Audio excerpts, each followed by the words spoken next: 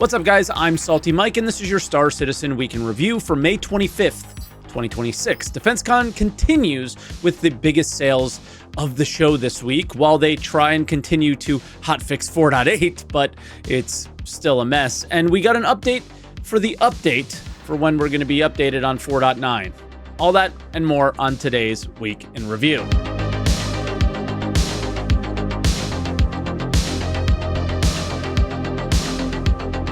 And as always, if this is your first Week in Review, this is where I take all of the official Star Citizen news each week, put it into one video, and share some of my opinions about it. I also stream on Twitch, twitch.tv/SaltEMike. We do still have the Drops campaign going if you guys want to stop by and earn that. And yeah, no sponsor this week, so if you guys want to support the channel, best thing to do, watch the video all the way through. If you liked it, hit the like button, subscribe if you want more Weeks in Review, and yeah, pick up some merch down below at saltemike.tv. But with that, yeah, we got a lot to get through this week, so let's jump into the patch notes.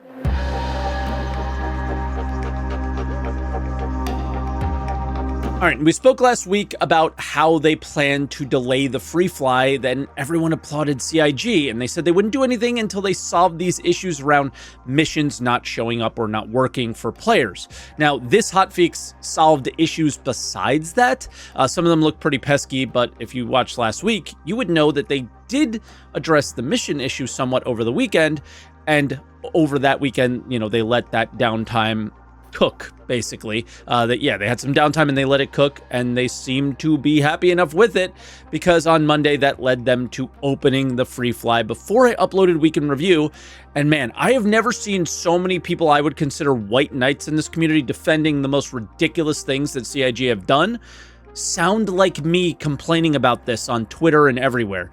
I'm sitting here laughing. They made comments like, this is not how new players should have their introduction to Star Citizen.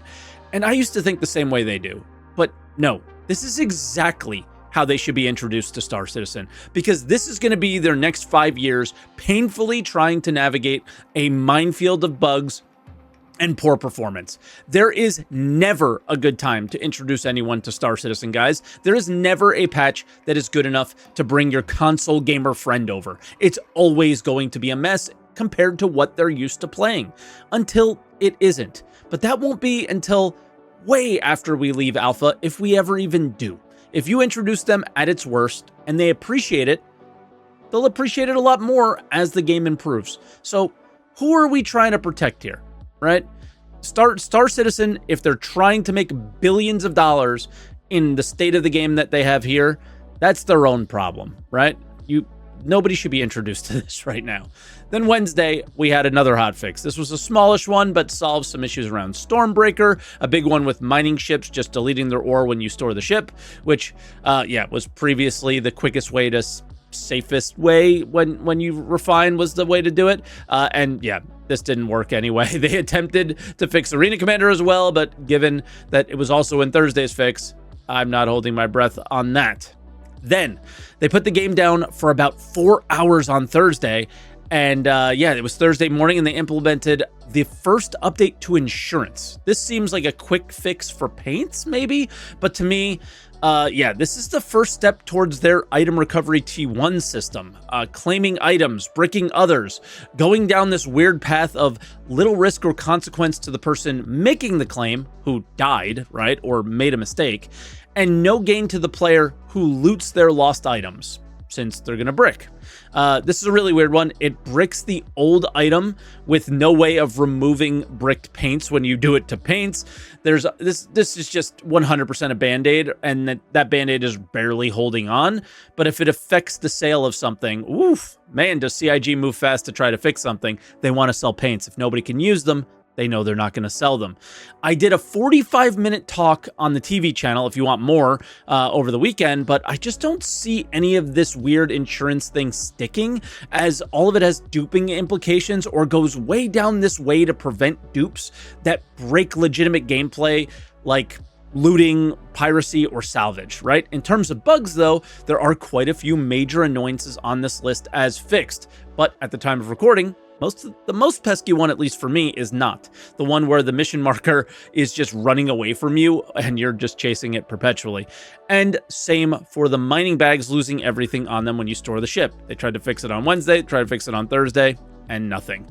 And that's our patch update. So not a whole lot going on, just hot fixing as much as possible. And yeah, just maybe we need that .1 patch. I don't know. With that, though, let's move on to the roadmap update for the roadmap update.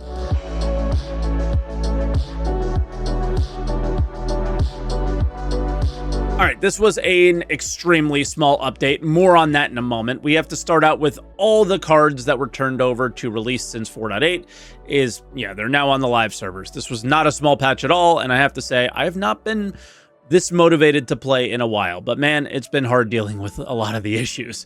The second thing on the list was simple. It's setting defend location missions to committed. I assume we will see these at some point in a .x patch for 4.8. Niku did respond to the lack of updates here with a little more information on Spectrum, and he let us know that they are aiming, very key word here, aiming to tell us about 4.9 in the next roadmap update in 2 weeks. So get subscribed and don't miss that update when it drops. That's all we got for roadmap updates. So let's jump into video updates.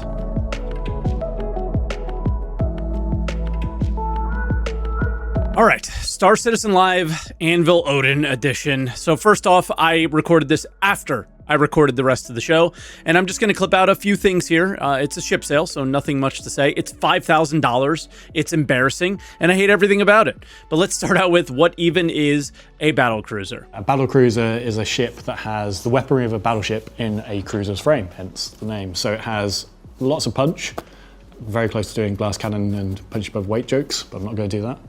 And the speed of a cruiser. So sort of the best of both worlds in one big package. Okay. And is this is obviously a solo ship? Yep, completely solo run. I mean, you can fly any ship with one person. It's just... Yeah, but can you do anything with this? You can fly around, you have some weaponry with it, but really this is you and a lot of other people to make use of it. So it has a ton of firepower and it's fast. Okay, but we don't have battleships or cruisers in Star Citizen. So what even is this? Like, there doesn't fit any class that we have in the game. That's kind of what I take issue with. This is 100% funding and nothing else. They even pointed that out, that it's like not in active development during the show. It's just concept art for the sale. That's all we're looking at here. And everything is subject to change. Next, they go into the loadout for the ship.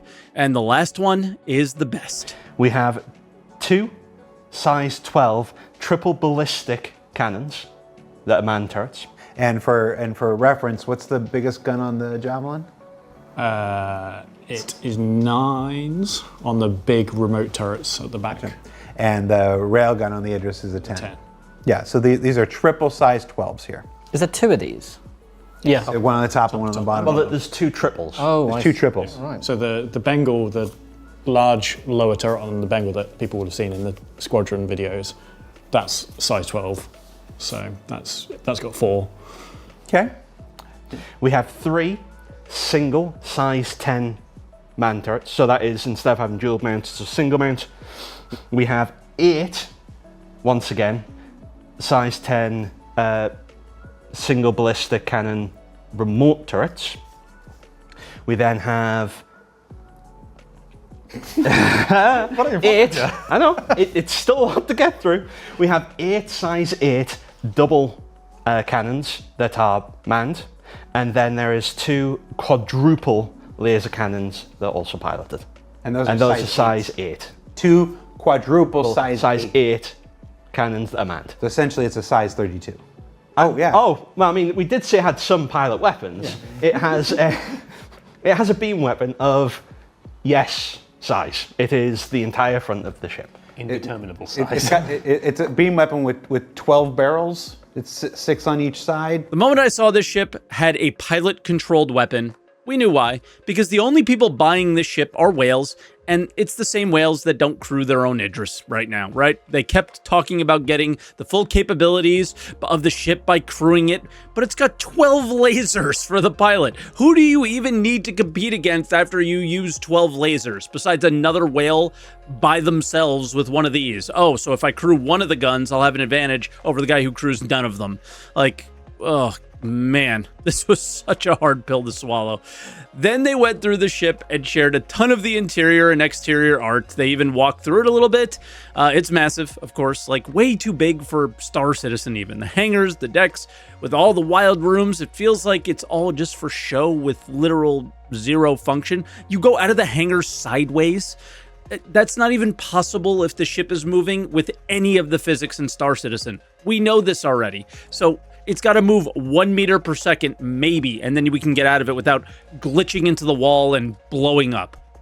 Then they even have a laundry list of rooms that we didn't see because apparently they didn't have time to draw them before they sold you a $5,000 image. We have unfinished concepts, things that we're not showing you right now for the hospital, Yep. for the morgue, Yep. for the engineering that we mentioned, habitations, and the executive briefing room. So those are all in progress right now. They're not quite ready to show. Things still left to concept. Subject to change. Subject to change. You know, work's not done yet. Navigation engineering. How is that different than? Oh, the second. There's the engine engineering, then there's navigation engineering. Okay. The train stations themselves, the executive quarters, an armory, additional crew quarters, the self-sustaining Cantina? cantina. What? Question mark? Greenhouse. Greenhouse, yeah. Yeah. Oh, a greenhouse. Grow space. A It gym. will have a kitchen. A gym. A rec room. A panic room.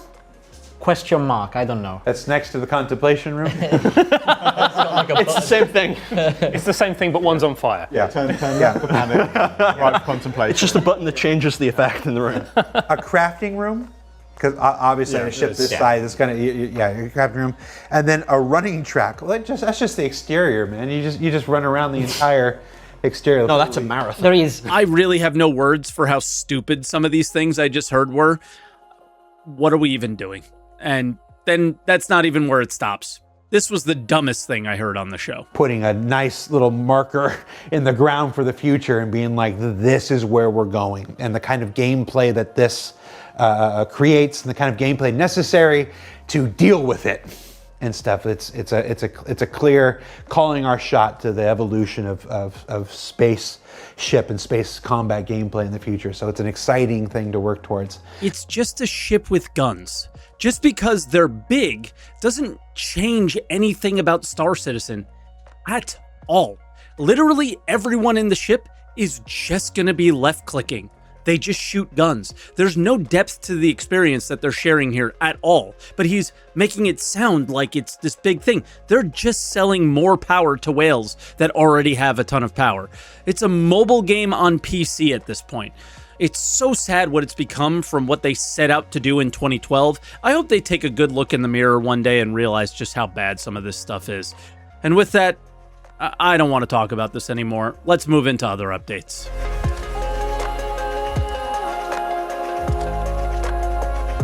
And of course, we start out with a sneak peek. And yeah, it's an actual sneak peek. With Alien Week coming up, they did tell us that we would be seeing some cool stuff. This is very Banu, obviously. I highly doubt it's anything about the merchantmen, but any work on Banu ships will help make that ship faster when they do decide to work on it. Looking to what this thing is, or just kind of looking forward to what it is. For those of you that don't know, Banu ships have the best quantum VFX, just my opinion, but so the more Banu ships, the merrier. But yeah, I'm just curious what this is going to be, and I think they said non-combat alien ships coming up for Alien Week.